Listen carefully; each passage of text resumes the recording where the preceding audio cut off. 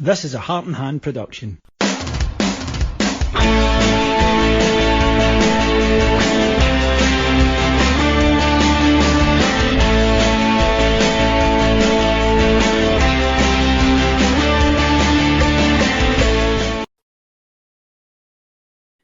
Welcome back to Tactics Talk.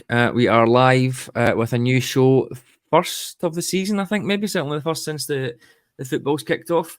It's great to be back. We are going to have a look at a few things today around chance creation. I guess is the name we'll tentatively go with. Just looking at maybe the importance, I guess, of chance creation, how Rangers create chances, how we could possibly improve the way we create chances or try and create chances in a different way.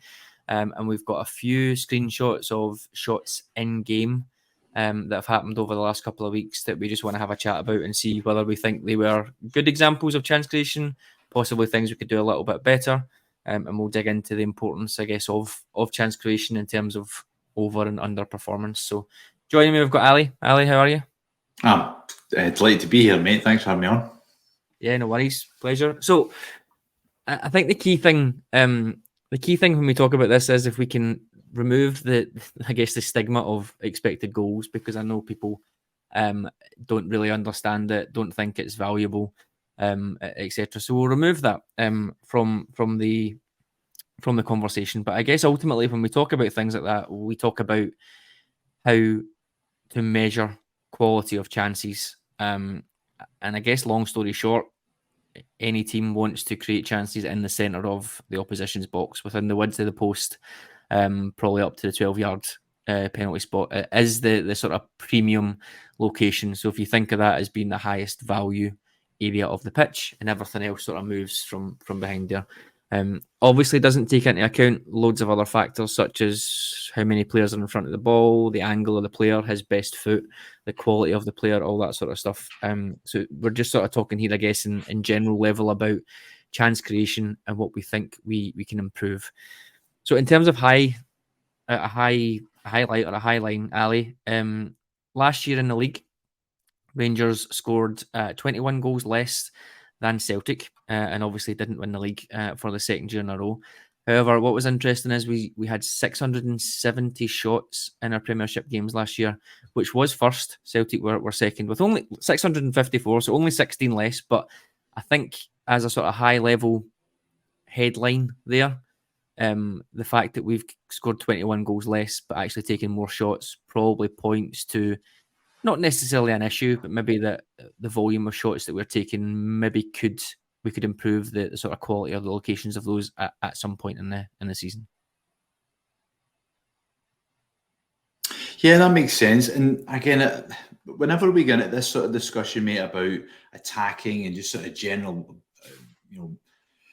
play inside the box, there's a easy determination to say, well, ability factors into that, right? So if you have a better finisher or you have a better footballer playing as your number 9 or your attackers, that'll easily translate into goals, right? And as we now really build into an understanding of this as being a team game versus obviously an opposition and a league perspective that defend completely differently to a team would in Europe, for example.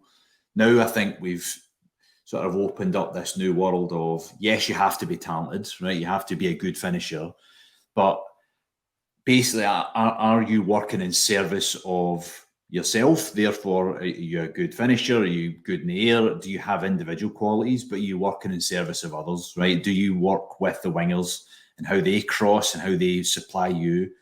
And then, again, vice versa. Are your guys who assist attacks, are they working in service of the striker, or are they just making attacking moves because that's what they've been told to do? And I think this is, I guess, the sort of fun part about our show is that we're able to break this down and really look at what are the player traits, right? And, it's funny, the more you look at games like Football Manager and you see the impact that's having on, the understanding of sort of football supporters across the world. Really, when you look at even the details of a game like that, it relates to real life, and that when you're trying to piece together a team, they have to be complementary parts. You can't just say, I'm going to pick 11 good footballers, put them all on the field and hope that they figure it out.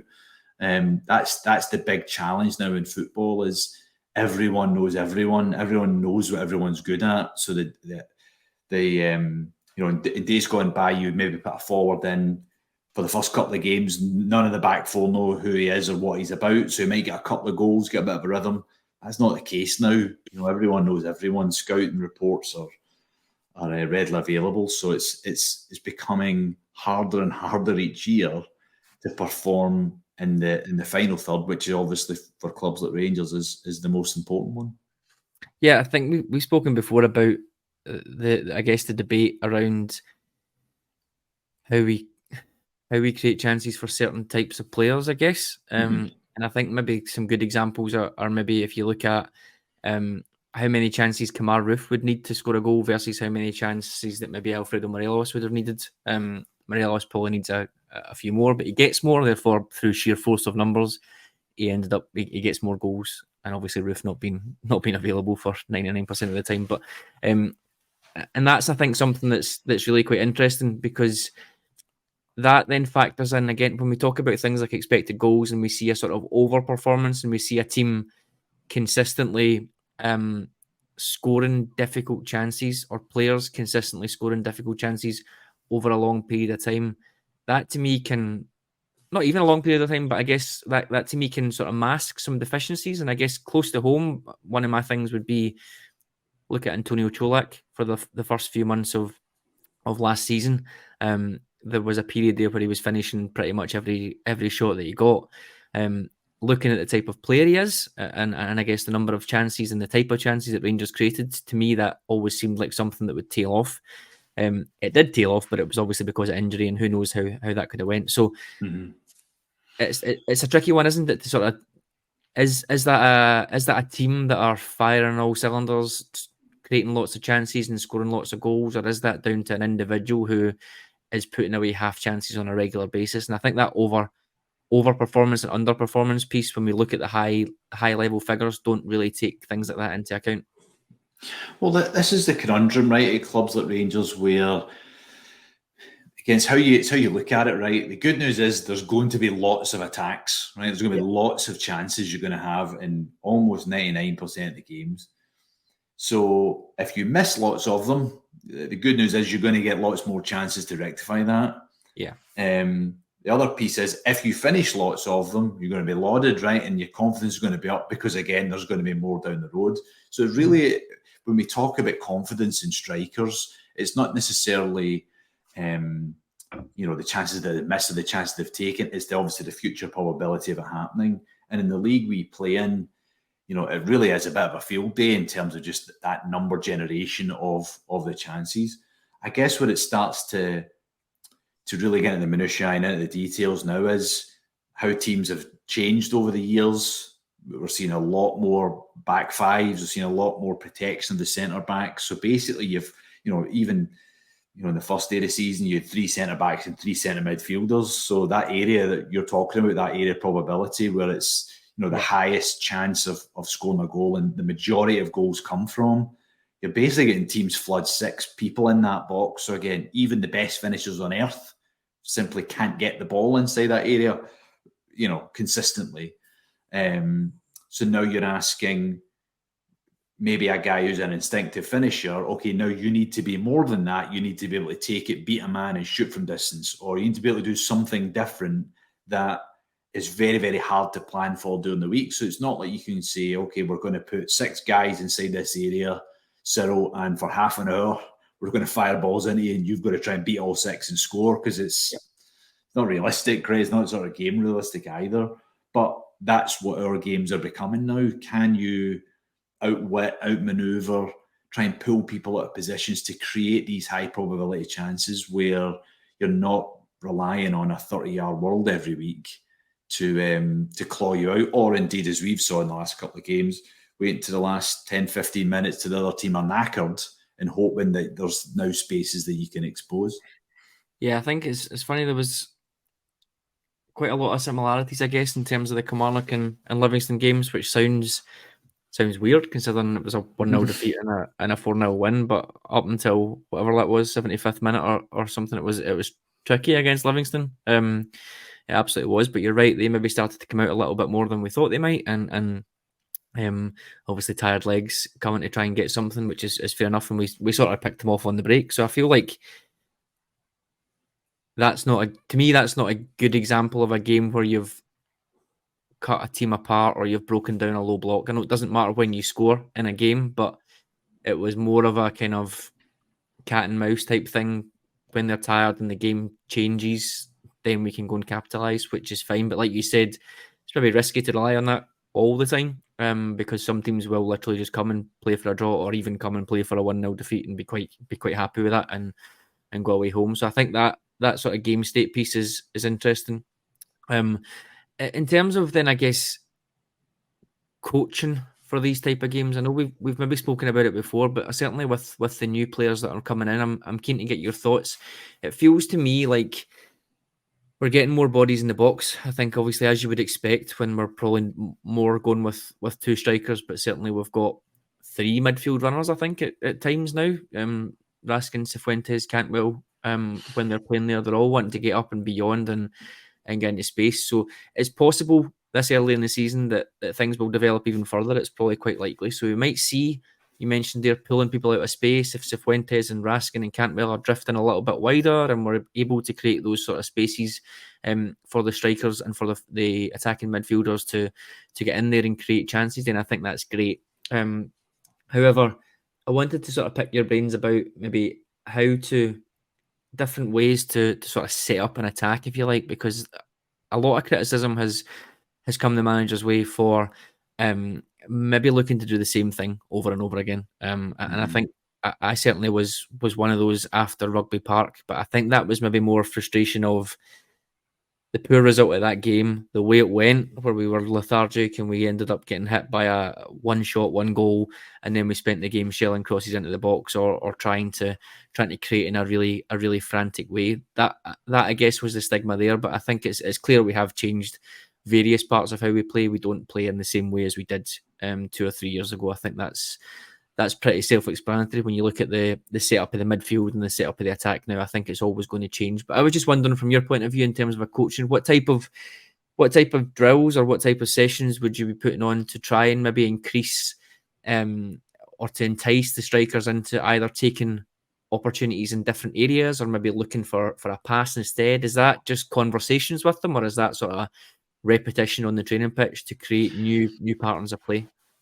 I mean, it's very much repetitions. You know, you're doing this opposed, unopposed. It could be a pattern play where it's coming out the back and, you know, you're feeding the ball into the final third a certain way. It could also just be, again, based on the numbers they're up against, right? So if you're up against 3 centre-backs versus 2 centre-backs, you're going to attack completely differently. I guess before we get at that sort of coaching piece, you also have to think of the world where a lot of these players have come from, right, or have developed within. So let's take the majority of youth players now across the world. So let's take Lammers and Dessers, just because they're in this screenshot here.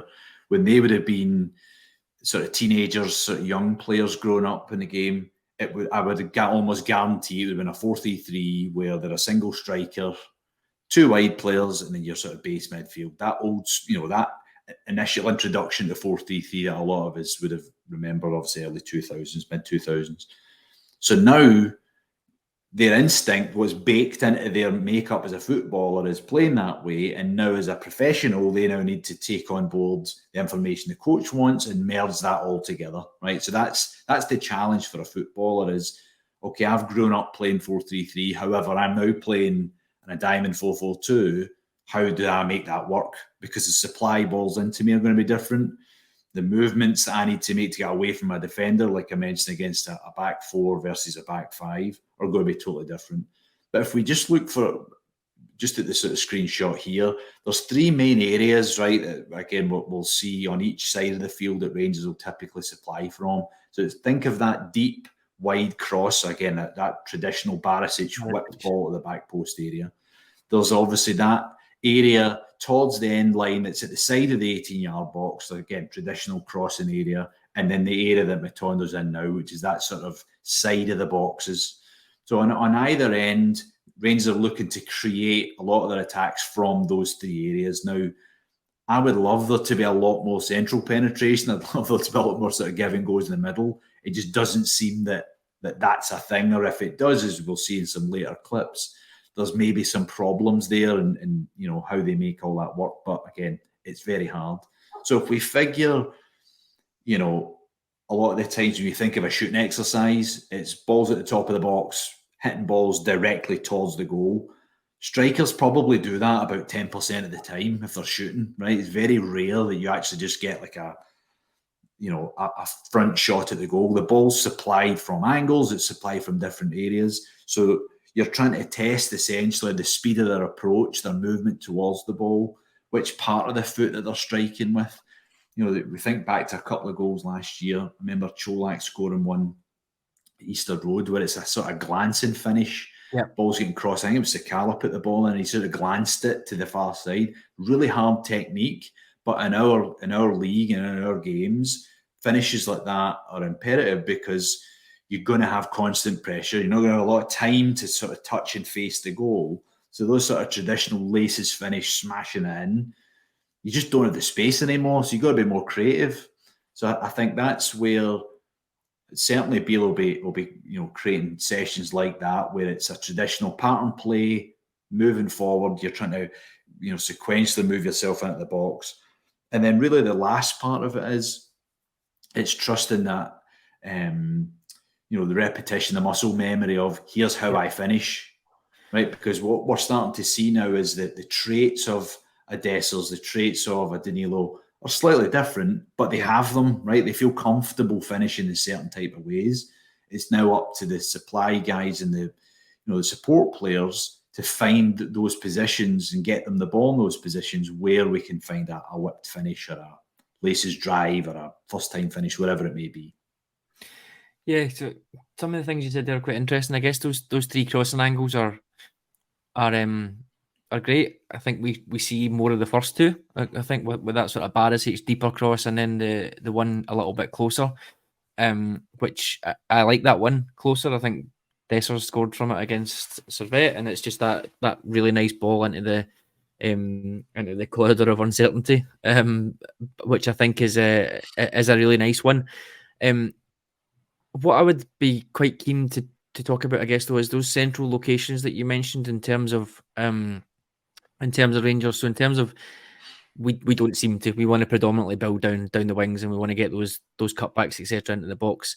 Do you think with the introduction of ball carriers that are very, very comfortable, like Cifuentes, Cantwell, Raskin, do you think that's something that we could see evolve a little bit further? And if they did, could you sort of walk us through how a move like that might work? So, for example, Cantwell, Cifuentes, Raskin, one of them has got the ball and they're bringing it forward and they're wanting to penetrate from the middle. What would you be expecting the sort of forwards to be doing? Because again, a bugbear of quite a lot of people is you've got three forwards standing with their back to goal and they're not moving, and it can be very, very difficult to then get a sort of 1-2 through. And what ends up happening is they get the ball and they'll probably shuffle out wide and then the cross will come in. So how would you set that up? I guess, can you see it happening first of all with those players coming in, or do you think it will be wing play primarily? And if you can, how do you think it would be? How would it work in terms of a move? So I think the central players for sure have the ability to do this. You look at like a Cantwell, his ability to get forwards, even the few minutes we've saw of Cifuentes, he wants to break in at the final third. So that traditional sort of up, back and through, right? The sort of forward setback and then a next action is something that I think they're really comfortable doing. I think where the problems lie is that we're, as a team, very risk averse, right? So that ball in behind, just a clip over the top, get someone turned, get a shot at the goal, doesn't really happen a lot. So when you think of this on the opposite end, the defender is constantly able to see the game in front of them the majority of the time. Yeah. Now, a lot of the times when we go back to that wide play piece, it's after we've narrowed the opposition and then there's an easier supply of the ball into the middle. So again, probability being they're not going to clear all of them. They're going to miss one. It's going to fall to someone and then instinctively we're going to finish. So there's a lot of sort of those sort of scrappy attacks that happen just by force of there's a lot of people in the box. It's almost like that sort of ground and pound UFC fighter style of we'll just sort of grind this out rather than it look beautiful and all these great attacks. But I think in terms of how we move forward and create more central passages, there has to be more crossing of runs, especially if we're going with two strikers. And we'll see in one of the clips later that right now it appears like these lads are sort of, well, I'm on the left and this guy's on the right, and I'm not really sure if we should move and how do I move and the timing of the movement. You know, think about this. If me and you are a centre-back pairing, right, and we're up against two forwards. Fucking terrible. And all we need to do is follow him. That's it. All we got to do is Yep. follow that player. That makes our life as a back two inordinately easier. But the minute that they start crossing over and I've got to pass my man on and pick up yours, and maybe the midfielders are having to track runners and pass them on to us, and we're sort of zonally marking, all of a sudden now it becomes a real headache, right? And movement isn't necessarily just an attacking action. It's a destabilising effect on the opposition. So the more you do of it, the chances are there's going to be a space there that opens up. But again, I go back to the piece, and I'll finish this, mate. I don't think Beale and his staff, and certainly a lot of staff these days, they don't do things purely out of, here's what I want to see happen. They do it out of data. They do it out of trends in the game. They'll be saying, okay, well, teams who typically have front post, back post, top of the box attackers, whether those be actual two strikers and a 10 or just runs into the box, they score more goals than they don't, for example. So crosses that come from inverted wingers, there's more goals that are scored. Again, I don't know those stats offhand, but these guys that work at this level will, and there'll be reasons why they're doing all of these things. Now, the next piece is if you're persevering doing the same things and not getting the results, it's at that stage that you need to question the staff as to, well, is this actually working? You know, we all watch a lot of football. We can see whether it is or not. And I guess that's the sort of the piece we're at right now, is that there's that frustration. Certainly when you and I have spoke about this sort of looks the same all the time. We're sort of getting the same results. How could we tweak this a little bit? And I guess some of this is different, isn't it? We conflate sometimes principles with formation, even, but principles with tactics, whereby we're probably not changing the core principles under Michael Beale, in terms of how we attack, the way that we want to defend on and off the ball, etc. It's maybe just more about tweaking the formation, as we've seen, with getting more attacking threat in central areas, and then maybe just some more of the sort of in-game movement. So it's not as if nothing is changing, but I guess the fundamental principles underneath will always remain the same. Yeah, and again, this goes back to the piece about crossing, right? You hear a lot in football, certainly in football analytics, and writers will say, you know, crossing, there's a low probability, but there's a reason teams do it, right? There's a reason Rangers have done it for such a long time. And I guess this is the piece that we need to look at and say, well, that's fine, putting lots of crosses into the box, but are we recruiting players that can deal with that? Are they good at that? Is that their strong suit, or are we buying them with the view to, okay, we'll make them able to do that?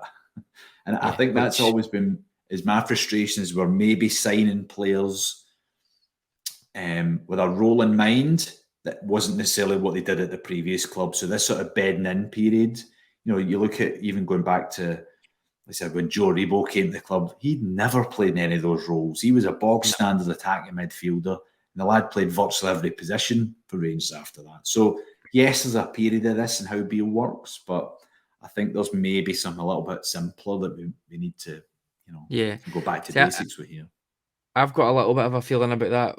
Lammers, first of all, I guess, is the obvious one in terms of, I think he's been signed to give Aribo's skill set, and I think the manager, the scouting staff have looked at him and thought someone who can keep the ball in tight spaces, is pretty good off the ball, will help with winning the ball back, is not going to be a natural goal scorer, but can sort of play in that position. But like you said, hasn't really, and he's now 26. He hasn't played there for any great length of time, but it's maybe the manager recognising a quality. But you're right, I guess there's a debate there, and it's all the context that we don't have, as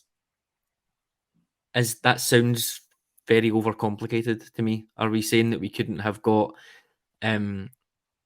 someone for that amount of money that had the same skill set, that maybe it came a little bit more naturally to him to play in that type of team or position or game? So there's a complication piece there, I think. Absolutely.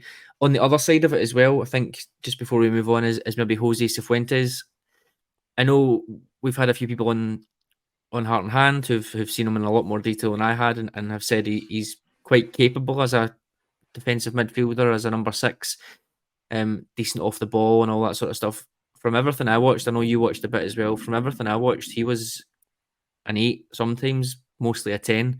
And I think we've seen in a couple of games now, he's been caught sleeping quite a few times early doors, but he's maybe been caught sleeping, maybe doesn't quite understand what we're asking, or hasn't quite got used to the complexity of that sort of midfield wide right centre mid role, in terms of the off ball he has to do for covering Tavernier when he's tracking runners into the box. I think we've seen the first goal against Servette away, and then arguably the first goal the other night against PSV. He just sort of stops, and it's not necessarily his man, but there's probably things that he could do to get into those areas. So for me, that's very early days, and I'm not saying that's an issue just now, but there's maybe a overcomplication of their role, or maybe we're asking them to do slightly something different than they're maybe used to before. So naturally there's going to need to be a bedding in period anyway, but then there's maybe going to need to be a bedding in and adjustment period to that too. Of course, and again, if you look at where he does his best work, right, it's that sort of inside right channel from our box to the opposition's box, that tram line, if you like, of him running forward and powering by people, and certainly attacking from the back post is a major strength. He's a very, very quick player. I don't think we've even really seen the fruits of his pace yet. I think he's definitely got mileage to go. But again, to your point, this is the thing where we maybe distort that a little bit. So the new parts of his game where we're saying, right, we need you to get into wide areas, put balls in. Is he focusing too much on that? Is he trying to impress everyone? Is he trying to do those things is he trying to do those things he's been asked to do and not doing what he's naturally good at? I think that defensive piece, though, is one as well, where the evolution of a central midfielder, what we would think of as a sort of holding midfielder. I mean, but it's, the role of a midfielder now, I mean, geez, you've got probably 12 to 14 profiles now in football. Yep. So it's not like we can sort of naturally say he's an anything, right? Because that anything probably doesn't exist anymore. But I think, to your point about him switching off in certain areas, I think that is obviously getting used to the new environment. But I also think as well it speaks to, him just needing a bit more help, to be honest with you. Like, just simplifying this. This is what your role is, mate. You don't have to cover all the ground. We saw when Lundstrom first came in those first couple of games under Gerrard. The guys running about everywhere, literally. They had no discipline whatsoever. And I think that's got better. But I mean, he's been here a couple of seasons now, so it's I want to talk about in another show probably after the window shuts. I want to talk about out of possession, because I know that's a big thing now, and it's not something that we really talk a great deal about on here at all. But I want to talk about out of possession in terms of a central midfielder, because I know I said principles don't change. I think that was a key principle for Beale and Gerrard, was that sort of narrow, compact defensive shape, and I think that has changed since Beale came back to be the manager. Obviously, it changed under Van Bronckhorst as well, but I think you can maybe see a clear progression there in terms of the central midfield. Obviously, these players coming in as well. We've had four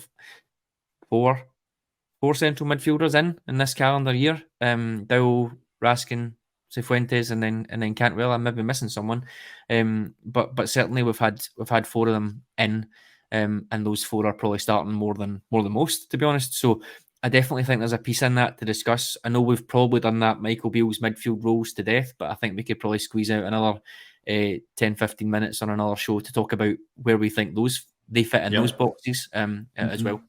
Okay, so like we said at the start there, at the start of the show, we're going to have a little look at some chances that Rangers have created or have taken over the last few weeks. We haven't included anything from Kilmarnock because, to be honest, there weren't any there weren't any what's the word? There weren't any what I would class as well constructed moves. There weren't really any situations where I felt like a player could have taken a more obvious path to goal. There were situations, but they weren't ones that I thought would have been noticeably different had something else happened. So you think sort of chances for Dessers, etc. There was no one else really to pass to. Didn't cover himself in glory for that one, but it was what it was. So there aren't any for that, and there aren't any from PSV the other night just because it happened too quickly. We never really got time to take that into account. But there are a few from games that I think it's probably important to talk about. And it's Matondo. It's Morton, sorry, in the cup, which wasn't great at all.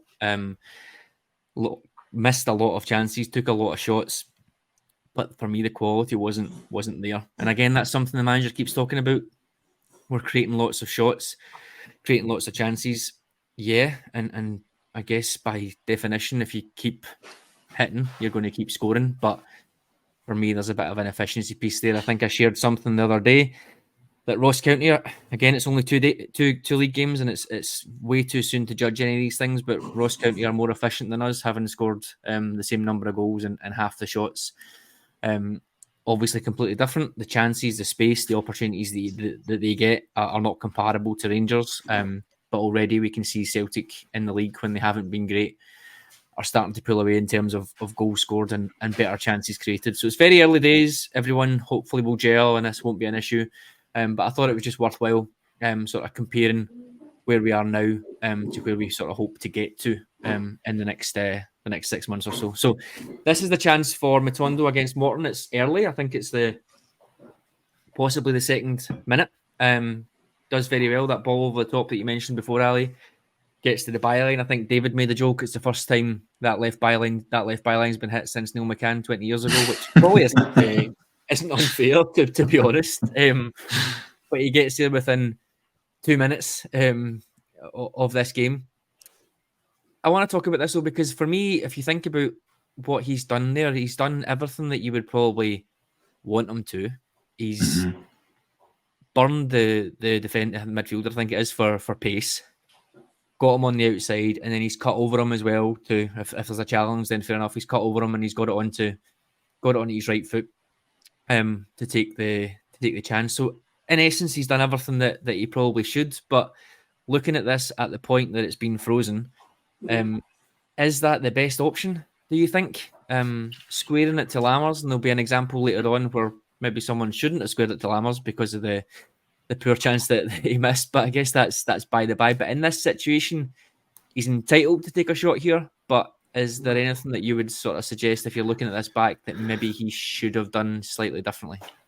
Well, I think let's a quick bit of context in this as well, right? All three guys are absolutely desperate to score, right? None more so than probably Matondo here, and that he's obviously got a lot to prove, circumstances around his signing and all the rest of it. So how the ball's got there, right? We spoke earlier about those sort of entry areas and how the attack's created. If by the time he's beat his man initially and then sort of got into the first, I think he'd been running the outside of him, there's probably not enough support in the box. So he's obviously done the right thing by then getting himself into the box. There's a couple of touches that have led to where he's at now, where again, he probably could have squared it. Once he's in this position here, I think he's probably gambling that, well, if the guy touches me, it's a penalty. The angle's probably on for me to shoot here, given obviously where the goalkeeper is. I think as well, you also, if this is just one striker showing for it, absolutely show for it. You've got to look for a cutback. Where I'd be looking at the second forward here is to try and rush the back post, because if the goalkeeper makes a save, let's say with his left hand here, Matondo's tried to wrap it, far post his right foot. You have a tap in. You're not going to get, Dessers isn't going to get the cutback here, just isn't going to get to him. So again, this is that next piece of like trying to forward play this out. It's still, okay, well, if I'm not going to get the initial cutback, I need to get myself an area where if the goalie saves it, I'm there for the tap in. Should Matondo have crossed this here? It's tough for the right-footed left wingers. This is always that age-old conundrum with the, wingers playing on the wrong side. It's not a natural cross in action. Think about this here. He'd be playing it maybe the outside of his right foot, would it be the best ball? So I think it's one where you probably, if you're him, you want to try and take this on, you want to try and score, given obviously you've beat your man. Definitely. But at the same time as well, having two guys shown at the top of the box and not there to follow it up, I'm not so sure it's the best decision that they've both made here for sure. I guess it's that context, isn't it? We obviously can't show the full clips, but we probably should have shown earlier. For those of you watching on YouTube, obviously we've got the screenshots on the screen, but if we showed it earlier, I guess you would see, taking into account Matondo's pace, he's obviously going to get ahead of them and have to delay. So I think in an ideal situation, you'd want Lammers maybe 5 yards further forward so that he can just sort of clip that ball in for him to run onto. But yeah, the situation isn't there. I guess the only thing for me is that if he even just passes that to Lammers, not any sort of definition or anything on it, but just passes it to him, it probably takes the keeper out of the game. And Lammers has a bit of an easy finish. That would be the only thing for me. But yeah, I don't have a major issue with how it transpired. Next one then is in the Morton game again. And this I think has good and bad points. This has been from a Morton throw-in. Morton have the throw in just inside their own half, pretty much level with where Sima is right now in this screenshot.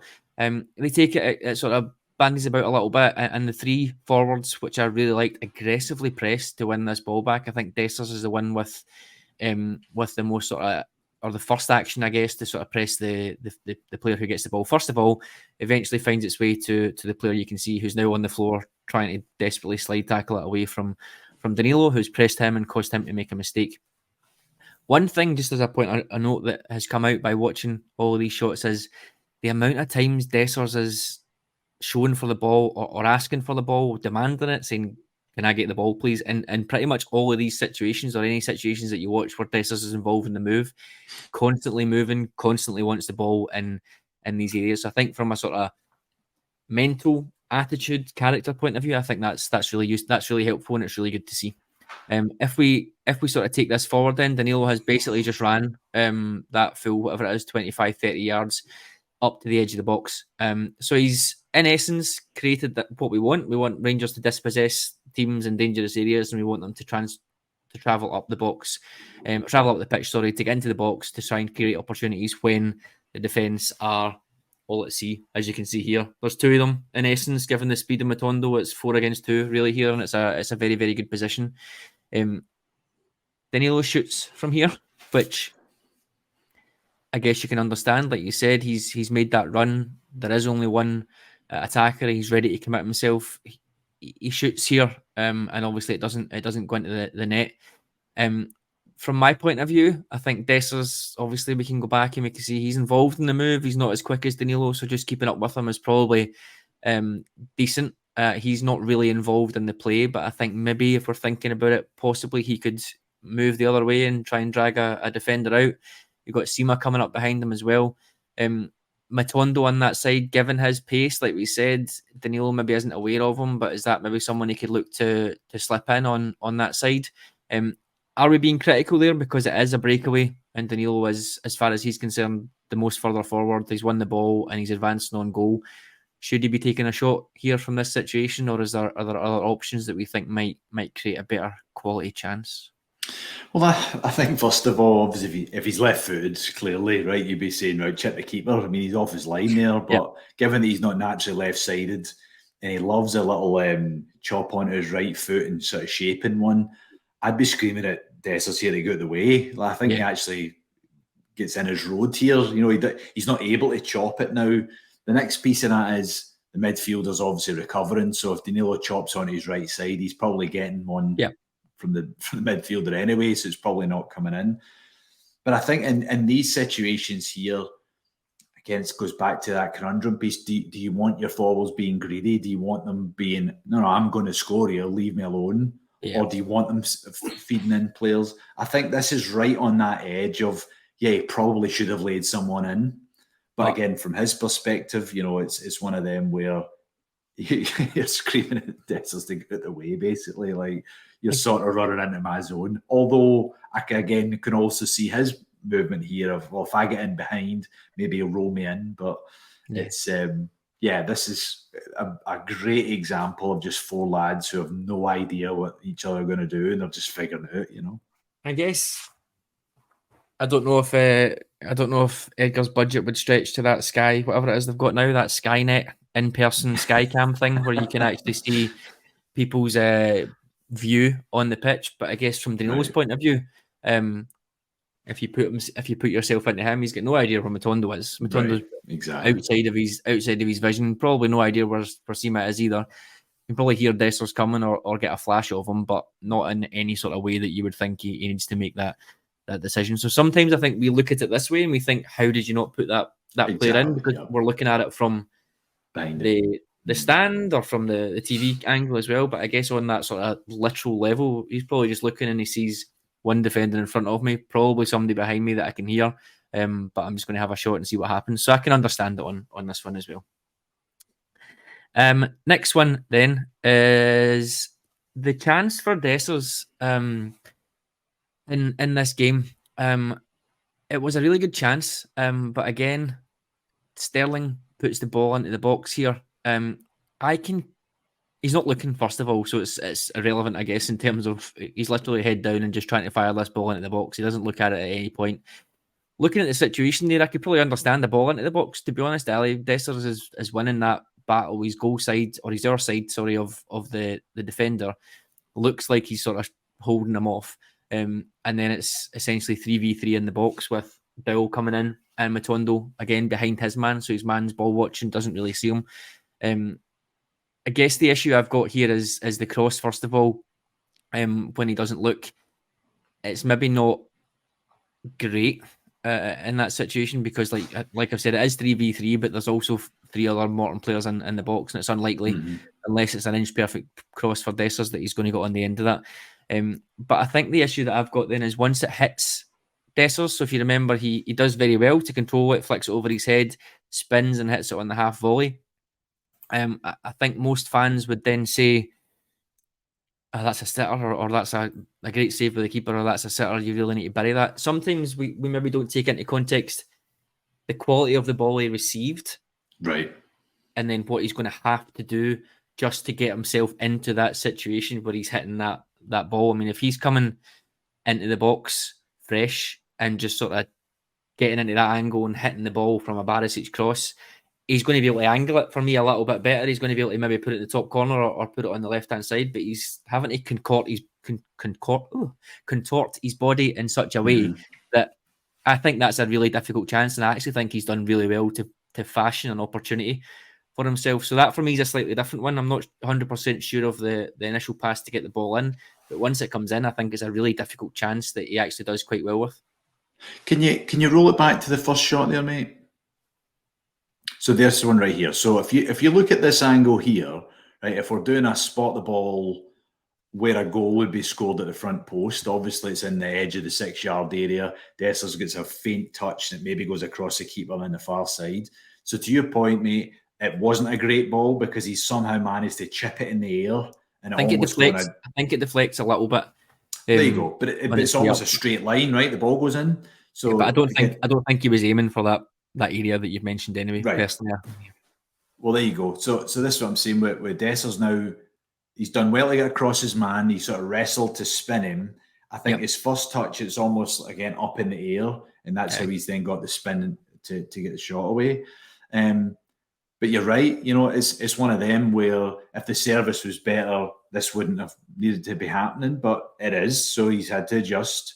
And I think the fact that he's taken it flush and really connected with it well, it's that age-old saying. It's probably why the keeper saved it, right? If he sort of scuffs it, maybe it goes in the bottom corner.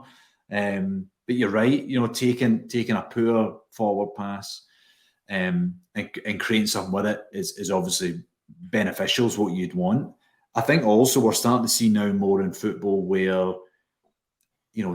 forwards that just defend better, i.e. they press more, create more chances because they're able to dispossess people. In this instance here, just taking something out of nothing is, I think, it's a very good sign, especially for a lad who, I've certainly been critical of his first touch. This is a good example of one that's pretty good.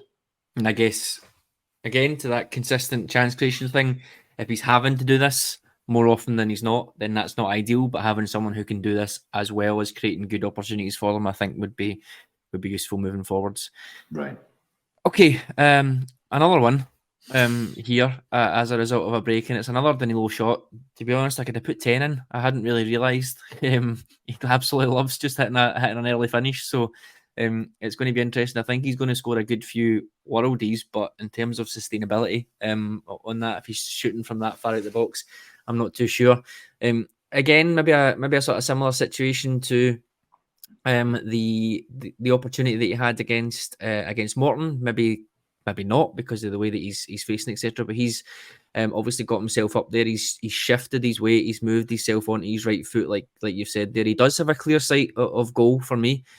So again, maybe similar to the Matondo chance, he's probably well within his rights of taking a shot here. However, Dessers, and again I mentioned there, arm out, desperate for the ball. Yeah. In this situation, for me, I think that's a very simple pass. You think of the way that the defender highest up on the screen and nearest to goal, the way that he's moving, he's desperate to get across and block that ball for me. He doesn't have any idea where Dessers is at all. For me, that is a very simple 5-yard pass. You're already set in your body. You're already set in that situation. You could even be as flashy as to fake the shot and roll that ball in. I think for me, that's not a terrible situation at all. He's well within his rights to shoot, like I said, but for me, he could just turn that into a surefire goal very, very simply by rolling that ball in. I think, looking at this angle as well, because it's important that we look at this in the context of when he's about to shoot, what does the defenders do? So, like you mentioned there, that the defender in front of him is about to step in and make the action. You've got the recovery action as well.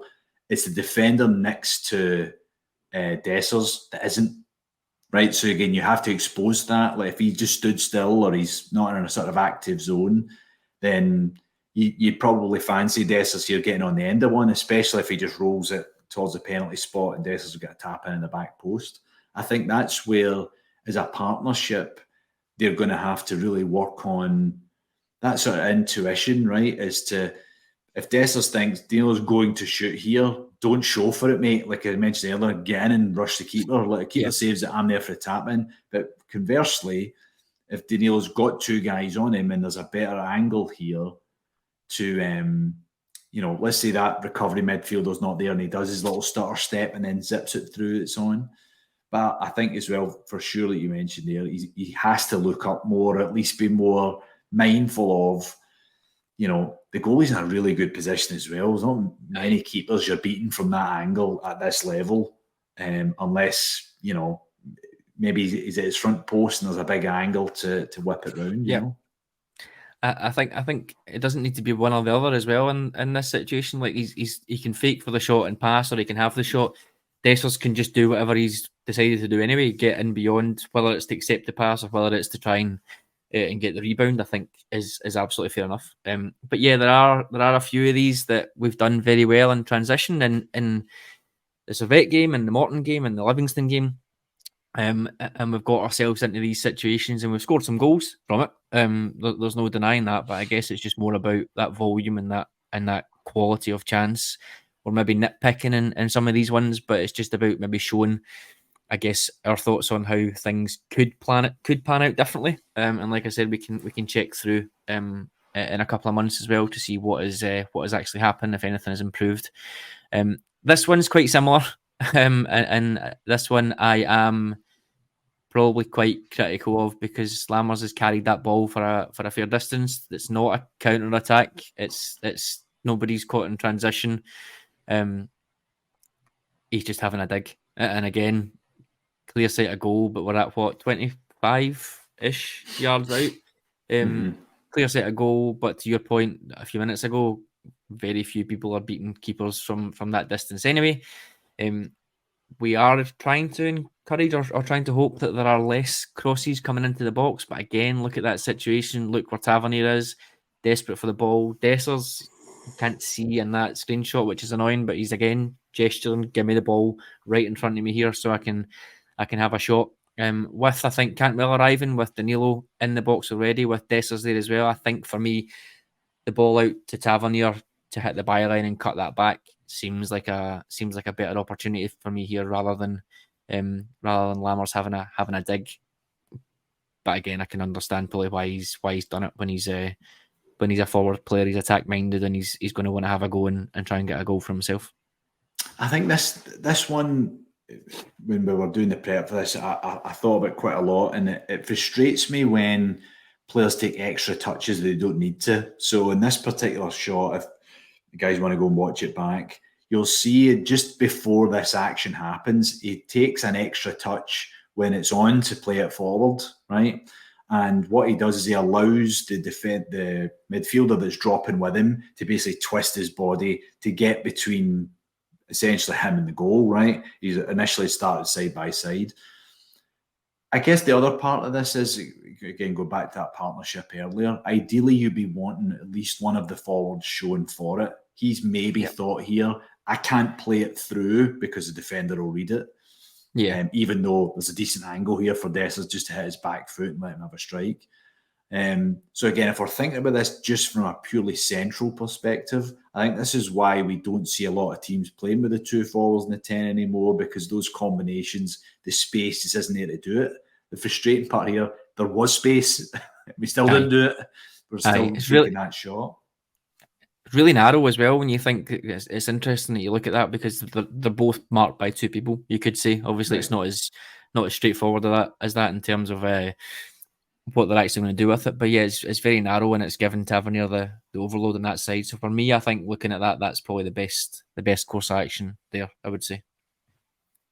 Absolutely. Okay, last one then, just to finish, and it's a good one. I think a really good one. It doesn't result in a goal. It really should have, but it doesn't result in a goal. But again, it's a transition here. So the ball's broke. The ball's, I think it's a Servette corner. Like I said, I've watched so many of these shots now, I can't quite remember the context before the screenshot. But I think it's a Servette corner. It comes out to Danilo, who clips a nice little ball into Raskin. Raskin touches it past his man, and then gets on his bike, gets the ball to Dessers. This, for me, shows two good things in here. Dessers making that pass, as he does here, through to Raskin, I think is really nice link-up play. I'm not sure many of our forwards that we've had over the last couple of years, maybe outside of Roof, would have that sort of finesse or that knack and build-up. We obviously seen against PSV another terrific curved ball for Matondo to score. So his build-up play and his sort of final ball, if you like, doesn't end up being the final ball here, but it probably could have, as we come on to, is really interesting. I think that's a really nice pass to make, because obviously, again, to your point there, you would think that ball into Lammers, what is he really going to do there? In theory, he's got someone who's going to rush him from behind, and he's also got the covering defender as well. So I think missing that man out here from Dessers to play the ball into Raskin, we'll come on to what happens next, but to play that ball in there, I think that's a really nice decision from him. Yeah, really good. And again, you're stretching the attack, right? Big principles in attack, so obviously width, penetration, like you're trying to make it as big an area, or certainly bigger than the defending area would be for the opposition. You're getting them facing the other way around. And again, it's on the move, so already it's a tough pass to make. So the fact that he's hit it and got Raskin in, I thought was excellent. Yeah, and then obviously the pass there leads to this opportunity for Raskin. Probably more within his right to shoot than anybody other than Matondo against Morton in terms of these screenshots that we've had. I think the keeper is in a decent position, but you can see that George Albert's corner, the bottom corner of the goal is absolutely prime for just a dig. But he doesn't do it, and I think this is really smart. And like I said, Raskin is coming in for not necessarily criticism, but there's people that are saying he could be more careful on the ball, he could do this and he could do that. So definitely when we move on to having a chat about the midfield and out of possession, I really want to focus on what I think he's doing good, both with and without the ball. But I think this is a great example. He feints and he plays the ball into Lammers, who is a horrendous sitter, if we're being honest. It's a really poor sitter. The way that he takes it, I think, as well, shows that I don't think he's he's not natural in front of goal anyway, but I just don't think he's got that assuredness, because he lets it run over him to try and get it on his right foot, ends up opening his body up too much and just sends it past the post. He's probably even got time, I think, to take a touch or two and give himself an actual tap in here. But I guess that's the end point that he could absolutely do better on. But in this situation here, Raskin could have had a shot, and I think just that finesse that we mentioned, just to have that foresight to slip the ball in, was fantastic for me. Excellent. Really, really good. I mean, a lot of players here take a touch, try and go to the end line, maybe cut one back. They're overthinking it. I think the fact they did it so quickly as the defender's trying to get his feet set was really, really impressive. I think what I really like about him is as well in these sort of final areas is, while I don't think it's necessarily his strong suit, I don't necessarily think Raskin was a striker growing up that's now a midfielder by any means, but he does want to keep the ball moving quickly, right? There's not a 7 touches to, create the next attack here. And that's certainly something over the last couple of years where we've maybe taken players like a Ryan Jack, who were traditionally defensive players, and gave them more of an offensive sort of game and a bit more of their profile. I just really like how he's really encouraging, really aggressive with his passes. Obviously, this gets to Lammers. Again, if I'm being really kind, maybe there's an element of he stops moving because he thinks he's going to be offside. But I'm sorry, mate, you got to be finishing that at this level. 100%. Yeah, it's a given. No, I think you're right, and I think that Raskin piece, like I mentioned, it's something to dig into, because this is the profile of midfielder we've been crying out for me for years. Right. And now we're now saying they should be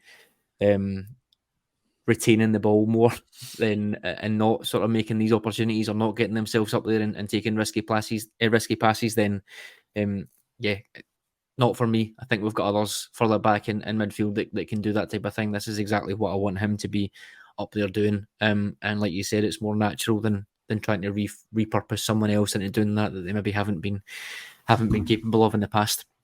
Right, okay, so I think that will do us for tonight's show. Obviously, those of you who have been watching on YouTube, hopefully you found that interesting. I think we'll need to get it a little bit slicker in terms of the presentation, and maybe try and get the image quality up a little bit. It's difficult when you're working from screenshots and trying to put them onto the pitch. But we will try and do some more of this, maybe some in-game situations where we think things have gone well, maybe some good passages of play. Maybe when we come to the out of possession piece, like we mentioned, we'll have a look at certain situations where players could have done better, or players have done better to either create space for themselves or nullify space out of possession. But yeah, hopefully you enjoyed it, and for those of you listening as well on Patreon, hopefully it was easy enough to follow with the explanations at the end rather than relying on the images. Okay, Ali, thank you very much. That was an absolute pleasure. Appreciate it, mate. Thanks a lot. And once again, thank you all for listening or watching. We will be back soon. That was a Heart and Hand production.